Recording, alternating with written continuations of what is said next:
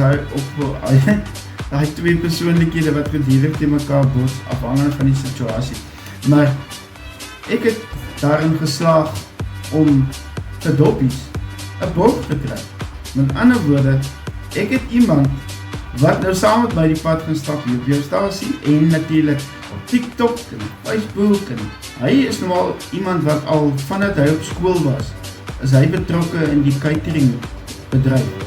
Weet soos op daardie ouderdom wat hy al 20 jaar lank ondervinding, ek dink meer as dit, en ek wil nou vir julle sê, sy naam is Pieter en sy besigheidsnaam is PTR, so julle ook in WhatsApp of daar sien op die nommerplate PTR staan vir Pieter. PTR, Pieter, kry die twee by mekaar.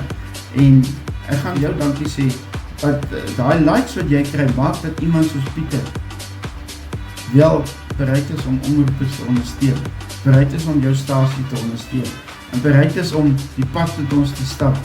En wie weet, dat maak hy nog vir jou kos. Dit was vir my nou die groot nuus wat ek graag met jou wil verdeel het vanaand. En dit is, Doppies het 'n borg. En die borgsnaam is PTR Caterers of bloot net Pieter Caterers, so of spyseniere. En ek wil vir Pieter welkom sê. En dankie dat ek dit met jou kon deel, jy het dit eerste gehoor, jy weet dit heel eerste.